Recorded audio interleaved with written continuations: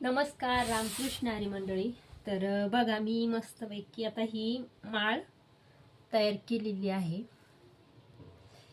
हे म्हणजे घरीच सासूबाईंनी तुळशीची मणी बनवलेली आहेत. बघू शकता तुम्ही, जी आपली घरची तुळस असते तिचीच मणी आहे ती. तर पहिली ही पोत आखडू होती, तर मी थोडी लांब केली, कारण मला ही शॉर्ट माळ घालायची त्याच्यामुळं. आणि आता नेमकी माळ पण तशी पोत पण लांब केली आहे आणि आता माळ पण शॉर्ट करून घेतली आहे. तर आपले घरच्या घरीच कामं करायची, हे तरी भारी. आणि आपण जे तुळशीची मणी आणतोय ते पंढरपूरहून कसे जरी आणले तर ते कोणते असतं, आपण ते हे नाही करू शकत. तर हे बघा, हे घरी बनवलेले तुळशीचे मणी. फक्त ही जे राधा राम आहेत हे दुसऱ्या माळीतलं टाकलंय मी तिच्यात.